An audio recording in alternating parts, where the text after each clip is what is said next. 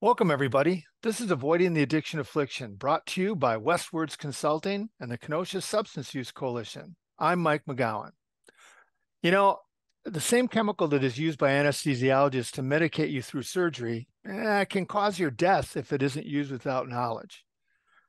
There's a lot of drugs that we've heard a lot about, and some of them have a reputation that may be undeserved. Can a chemical that is used recreationally also be used in therapy? Well, it seems so. And my guest today, Kevin Franciotti, is a Denver-based writer, licensed addiction counselor, trained in psychedelic-assisted therapy. That's what we're going to talk about today, psychedelic-assisted therapy. Welcome, Kevin. Good morning, Mike. Thanks for having me. Did I get your last name right? I didn't even ask you before we started. Close enough. Kevin Well, Franciotti.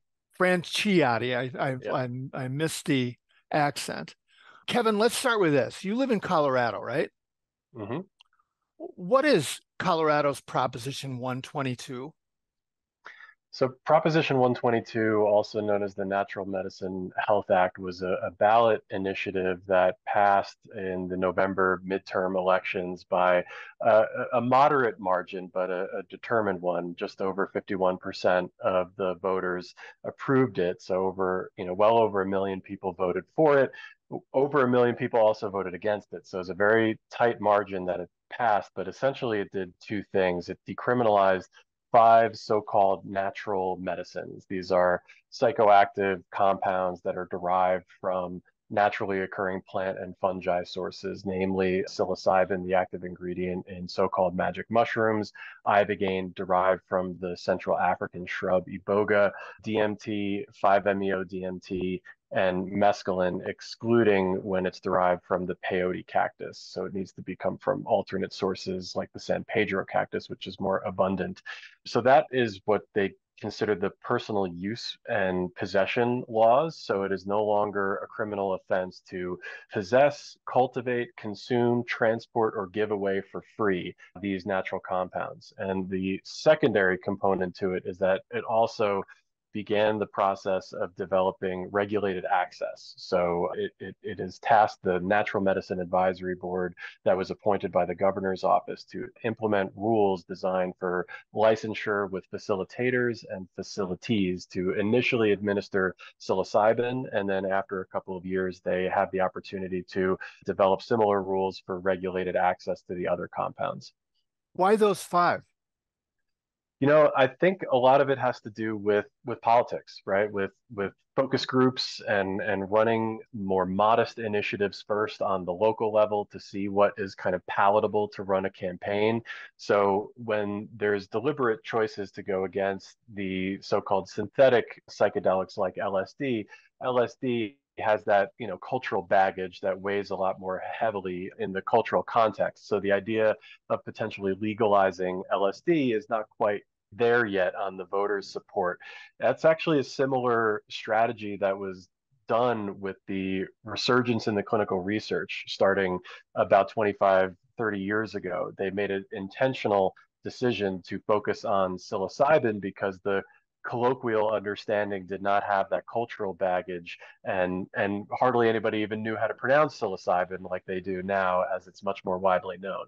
Well, numerous groups, including the group I contacted you with, Psychedelics in Recovery, have long advocated for at least more research regarding these substances. How are these different than current medicated assisted therapies? What do they do differently than, like, for instance, with opiate withdrawal, Suboxone and methadone?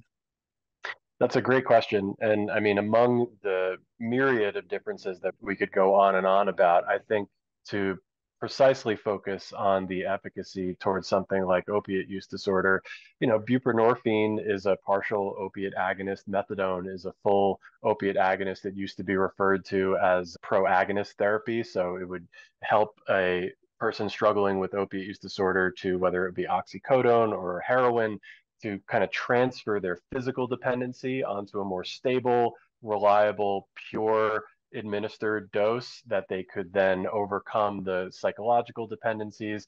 But when you look at the pharmacology of it, it is acting on the opiate receptor. So you're not going to go through withdrawal. You're still going to remain physically dependent, which, as we've seen from research, has cut the mortality rate in half for people who suffer from opiate use disorder. So it's a very, very it's the gold standard, right, of medication or treatments really for opiate use disorder, but it doesn't work for everybody. It actually didn't work for me. I was never able to kind of stabilize on the maintenance dose that they're referring to this therapeutic as. I really used it when I couldn't get other things. And my ultimate goal was to not be on anything. And so I eventually turned to the plant-derived medicine known as Ibogaine, because in 1962, there was a heroin addict, a self-described junkie and film student living in New York City named Howard Lotsoff, who just by way of his interest in drugs, unsuspectingly ingested Ibogaine after a friend offered it to him. And a couple of days later, he realized that he hadn't used any heroin, he did not experience withdrawal, and he had no craving to use again. So decades later, I was learning more about the history of Ibogaine, and it seemed like the type of breakthrough treatment for me to receive a detox type of intervention from my opiate use disorder, as well as cultivating a incredibly profound and transformative phenomenological state that lasted, well through the night into even the next day. You're not going to get that from a methadone or a buprenorphine. Had you tried some of the other therapies? I had tried, well, when you say tried, we know how in addiction treatment, especially when you're a young person, it's not typically done willfully, right? So Yeah. when I tried, it was a judge telling me, hey, if you don't try, we're going to lock you up. And so it's hardly a choice when presented in that manner. But in my awareness of the arrogance that I had at the time, I also wasn't in a position to have the luxury of choice, right? I had a felony charge being levied to me. I was a college dropout and I was living with my parents and completely unemployable. So thankfully, I was able to kind of see the forest for the trees, even though I wasn't interested in abstinence. So the arrest compelled me to go to a traditional abstinence-based 30-day inpatient program that was based on the 12 steps. It was a facility that actually didn't really encourage people to remain on psychiatric medication or medication assisted therapy like buprenorphine, methadone. They weren't as militantly opposed as many of the other facilities were, but I didn't really qualify for specifics. So to make a long story short, I did try that so-called traditional model, and when I returned within a couple of weeks, I had relapsed. And unlike the proper way that ought to be intervened on, a doctor didn't tell me about buprenorphine. I had to learn about it from my peers on the street. And it was actually a fellow attendee of a 12-step meeting who recommended that I look into it and I consider getting on it. And that's what actually encouraged me to follow up with my outpatient program at the time to seek the prescription. But when you took the Ibogaine, describe it. Tell us what happened. So I had to fly to Mexico because Ibogaine is a Schedule One compound, and it has been since the Controlled Substance Act of the early 1970s. And so in the late 80s, early 90s, these clinics started to appear in predominantly Central America and a couple in Europe and Canada. So about a year after I had left the rehab that I went to, I had relapsed, like I said, within weeks. So another 10 months of just a devastating resurgence in the worst behaviors associated with my opiate use led to a loving intervention with my mother. And she asked me, you seem sick. Like, what could we do to help? And I was able to just overcome my resistance and say, I've been using, I don't know how to stop. And I think Ibogaine might help because rehab sure didn't do it the last time. So why bother giving it another go? She thought about it and decided, okay. So a week later, I had known about a clinic through an old college friend of mine. And you have to keep in mind that given the context that I was traveling to, I had to get on a plane, which also meant that I probably shouldn't travel with any illegal narcotics or any syringes. So I went with a full leap of faith, having used hours before I left my house to the airport. So I arrived at the clinic in a state of early withdrawal. And basically, they went through the initial physical safety and screening procedures to make sure that I could tolerate the drug, knowing that there's specific and unique impacts on the cardiac rhythm of the heart to make sure that you can tolerate the effects of it. So when the medicine was administered to me and I received what was referred to as a flood dose of Ibogaine, meaning it's a dose high enough in order to attenuate withdrawal and facilitate this peak experience. So one of the first things that I noticed about an hour after taking it was I heard this weird buzzing sound that I thought was like from landscaping equipment outside, which seemed to not make sense, given it was 11 o'clock at night in this little community in Baja California. And when I was reminded that that was one of the first signals that the medicine is about to take effect, it was almost instantaneously after that that I made that connection, that I felt this eruption of physical euphoria just emanating from the center of my chest and permeating throughout the rest of my body, while also simultaneously my vision being kind of catapulted through this like wormhole in my mind's eye and into a sort of oscilloscope of outer space. And I kind of remained there for the next 10, 11 hours while feeling like I knew that my body was in withdrawal, but I didn't care because I was so interested in what was going on in my Mm. vision, and I felt so much better as a result of the physical effects. Were you aware at the time?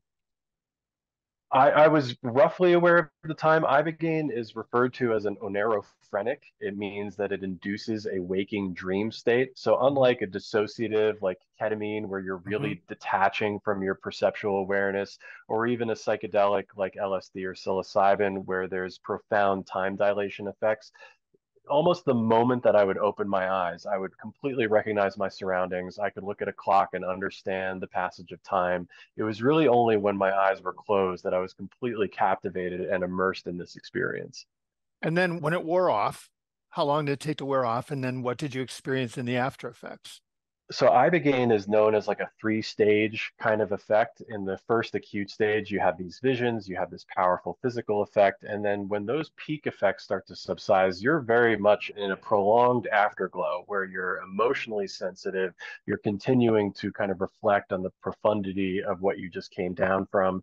But I also was thrust right back into opiate withdrawal. For whatever reason, the protocols at this clinic may have dictated that I not receive a booster. I'm not entirely sure to this day. So as you can see, going to a clinic in Mhm. Mexico with looser regulations, it might exist a little bit differently from clinic to clinic, and particularly when regulations, if and when they come in the United States.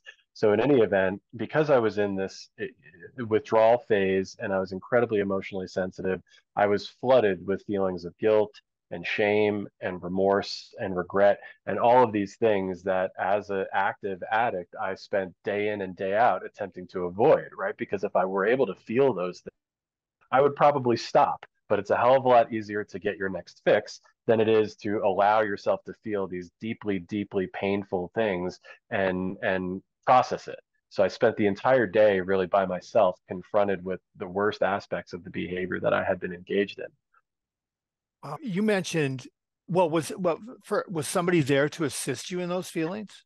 So not entirely. I really got very minimal check-ins. It was mainly to prioritize my physical safety and my health. I was fed, I was given water, but I was told that facing these feelings is going to be where I find the motivation to change. And whether or not people agree with that approach, I know not all clinics would agree with that. Myself as a psychotherapist, I certainly wouldn't approach a vulnerable person in that state with just kind of leaving them to fend for themselves, Right. but it proved profoundly humbling. Yeah. You mentioned intense euphoria. How attractive is that then for somebody who's addicted to another substance? Did you find yourself wanting to go back to that? Ibogaine is a very powerful experience, and using it for as an opiate detox type of treatment is really not the kind of thing that I want to repeat, right? Not only do I obviously not want to find myself in that physically dependent state again, but I also can't necessarily afford to sacrifice 3 days of my life to experience and recover from the effects of Ibogaine.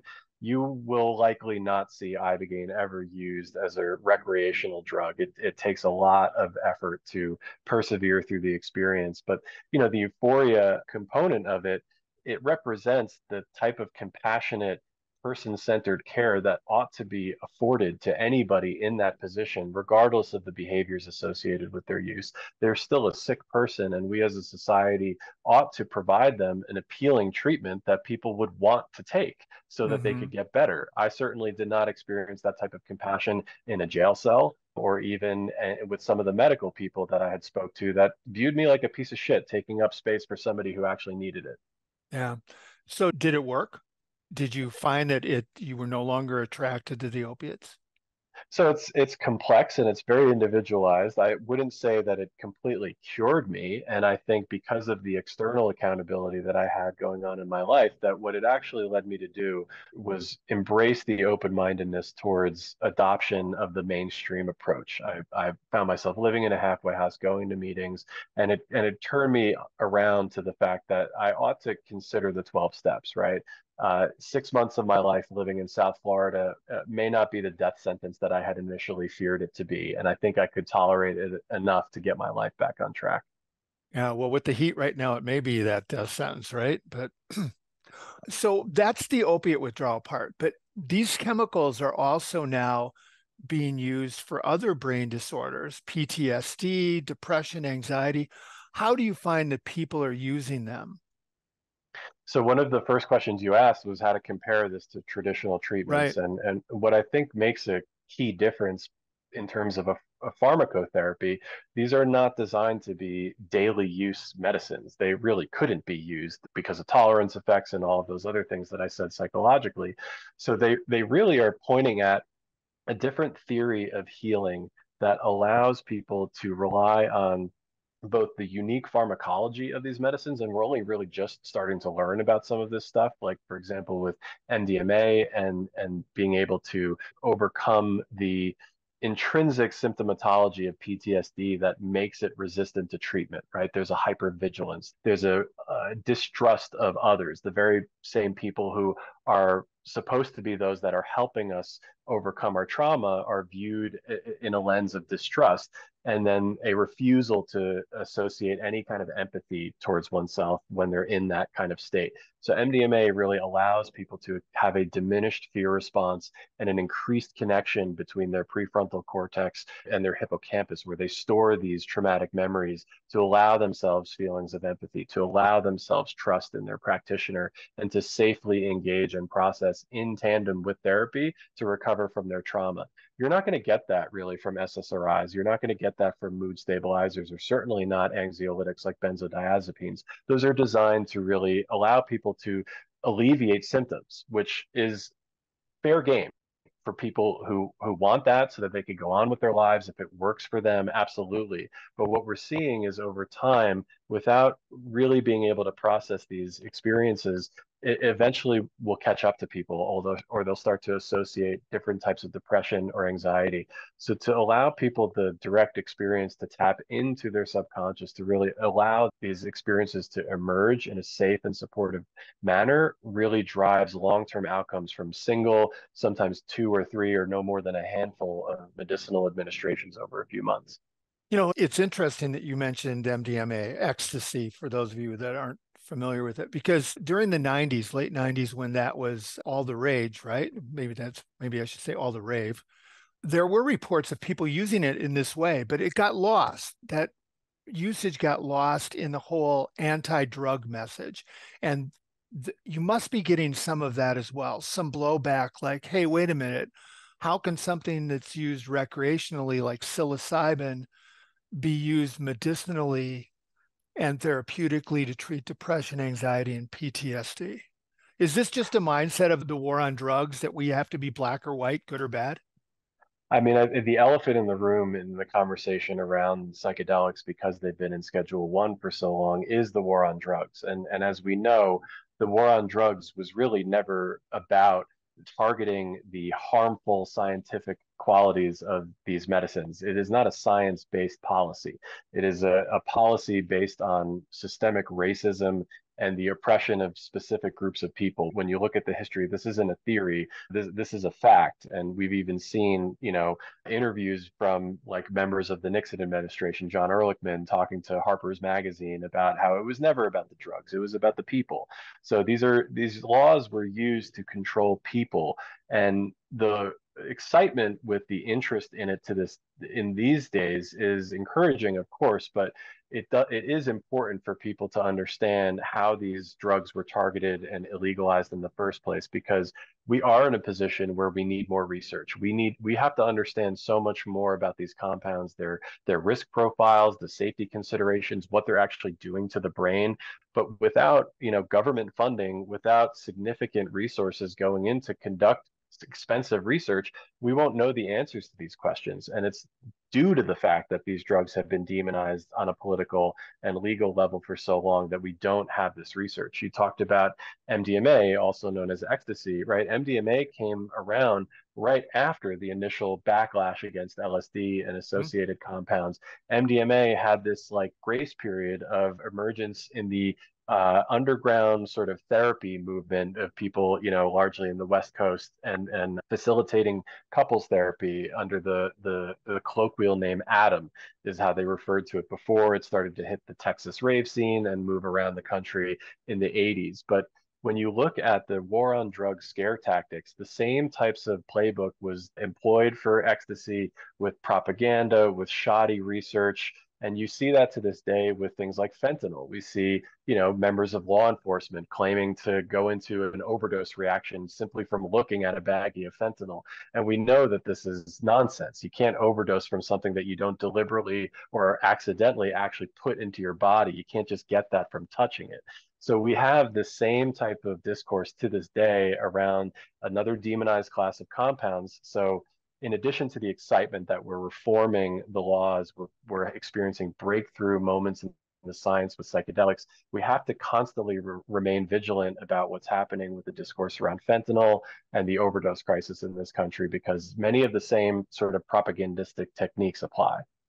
Yeah, about 9 of them just hit my head as you said that. I remember be careful you don't let your kids lick stickers because the stickers have LSD on them, and don't let them go into McDonald's ball pit because there's needles in there, and same sort of thing. Well, I did want to ask you though, I was watching, I think I told you before we started, I was watching an ESPN special, and they had athletes who had been through a lot of trauma on their bodies and psychological trauma as well. And they were participating in a psychedelic-assisted therapy in Jamaica. And one of the things that struck me about that was all of the athletes were given the same dosage. So they even made a point of saying, here's how much it is. And they showed them all drinking the same concoction. I'm a bigger guy than my kids are, right? My daughter, especially. How do you determine dosage? Or is that part of what the research needs to do is how are we going to determine what levels are beneficial and what levels are not? And that's a fantastic question. And I mean, one of the things that we haven't really discussed is how some of these so-called natural medicines have, cultural lineage in various indigenous practices throughout the world. Iboga has a venerated use by the Bwiti people in Gabon. You have the mushroom so-called cults in northern Mexico. And so there's a myriad of lineages where they've explored things like that. But in the sort of westernized, medicalized kind of approach, we need to go through FDA clinical trials. So we need to set up, randomized control trials comparing it to a placebo group. And it's not exactly guesswork, but we need to approve a protocol. We need to come up with a comparison group. So like the MAPS sponsored MDMA trials would look at a higher dose, would look at a medium dose, and would use a so-called inactive placebo at a dose too low to necessarily achieve any effect. So I didn't unfortunately get a chance to see that ESPN documentary, but part of me wonders whether there is sometimes a reason to standardize a dose, and perhaps for an intervention designed at more of a neurological condition co-occurring with psychological traits from some of these athletes, they might be interested in standardizing the dose to rule out the variable if they start to look at follow-up measures to see who of these folks has actually received some brain recovery, right? You're better able to actually correlate the targeted dose of that medicine if you standardize it across the various people that are ingesting it. So dosage is in practice, dosage will likely be something that is both individualized but also remains in the framing of the policy that are coming out of it. I know, for example, in Oregon, the similar measure that Colorado also followed, measure 109, they have a limit of 5 grams of dried mushrooms, so you can't administer more than that. But there is a history of looking at different doses for different effects. There's two classes of the approach to psychedelic assisted therapy. One that was actually modeled more in Europe was the psycholytic approach, and it was particularly designed for people that struggled with types of neurotic conditions like obsessive compulsive disorder or severe anxiety and agoraphobia.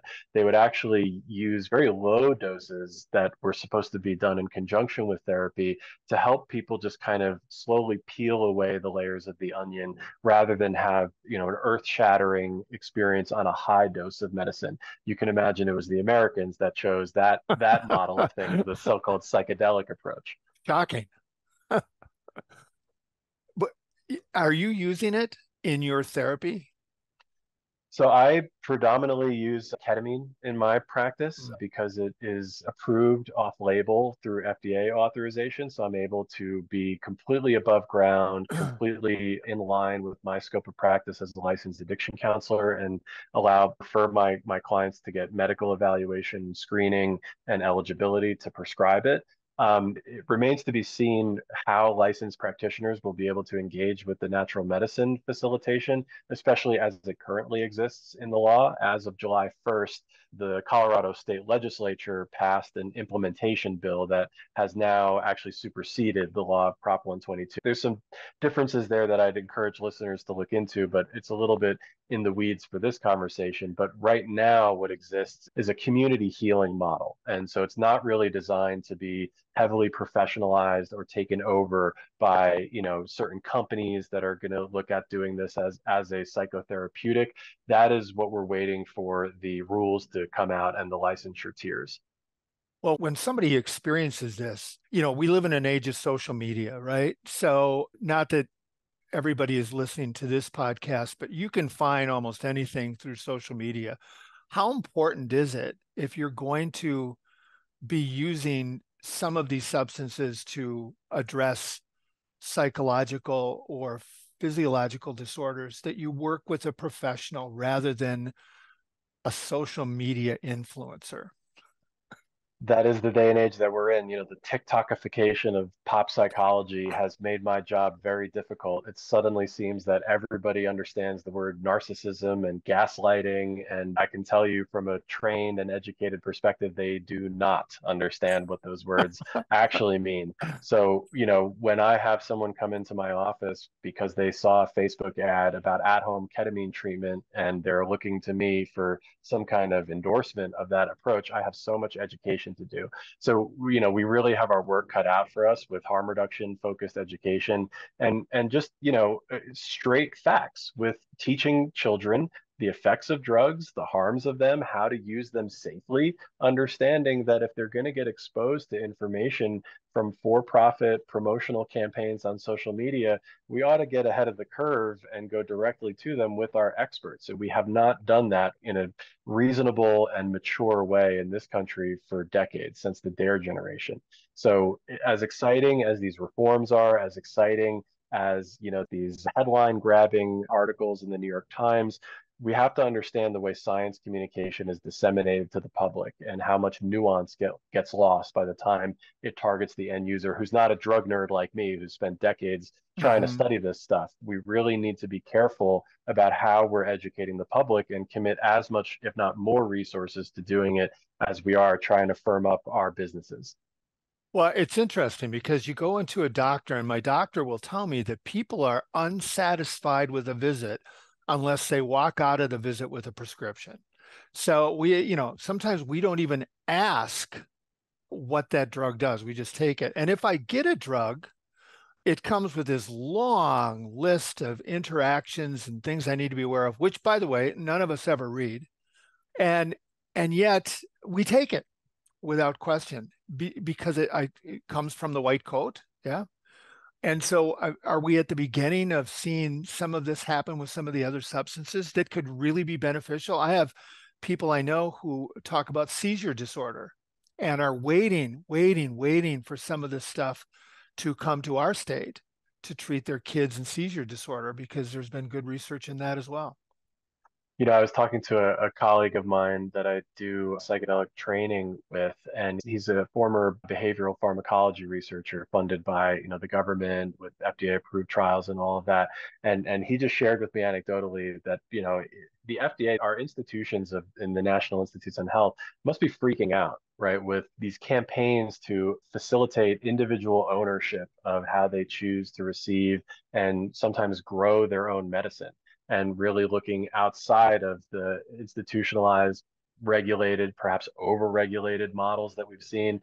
And if it were not for the pandemic, psychedelics might be the only thing doing this, right? Medical cannabis might have been the only thing doing this. But now, as we've seen with the pandemic and some of the missteps by our trusted institutions like the CDC, like FDA, people are questioning the messaging that they've got, messaging in terms of mandates. And we have all sorts of opinions, and we'll be researching this for decades. But the fact of the matter is, people are, as you said, kind of fed up with going through the hurdles. And we're not even talking about insurance coverage and the cost of all of this stuff. Mm-hmm. So the appeal for people to do their own research, quote unquote, grow their own medicine, it's a dangerous game to be playing, but it is one that I think was inevitable for the way that we've sort of approached the refusal to recognize individual autonomy.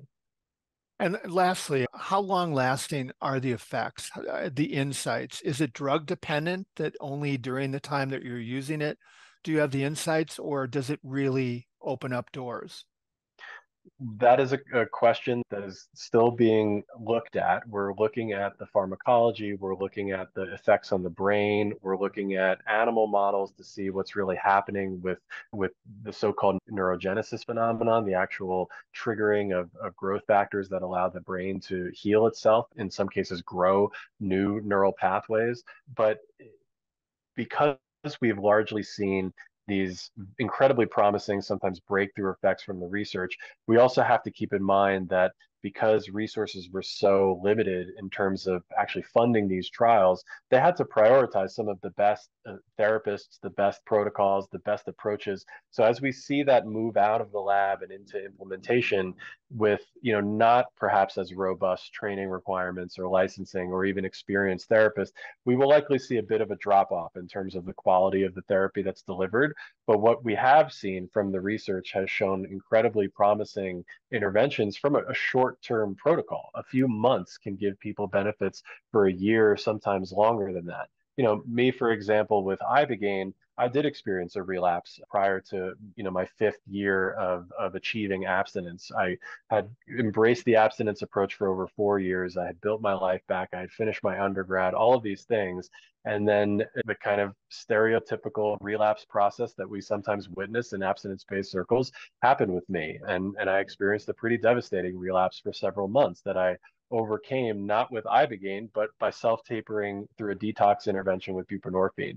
So that happened, over 5 years later, and my options were still the same, right? So we're Mm. doing this over and over again. We need something new, and that's what the promise of psychedelic assisted therapy has to offer. And I truly hope that it allows us to transform as a society our relationship towards people who use drugs, and we don't demonize a class of people just because they use a drug that's different than the one that you or I may prefer. Wow. Well, that is a great summary right there. I'm going to leave it right there. That's great. Kevin, thanks a ton for sharing not only your story, but your insights too. This has been fascinating. Maybe we could do another one on just say no and reefer madness and some of the messages we've all gotten over the years. Because right? It makes it hard to distinguish fact from fiction or propaganda. And we need it. Exactly. Yeah, And we need exactly. it. Well, you know how this goes. There are links to psychedelics and recovery, as well as Kevin's contact information at the end of this podcast. We encourage you to find out more if you're interested. We always encourage you to listen in next time. And until next time, everybody, please stay safe. And if you're going to do your own research, make sure it's from a credible source.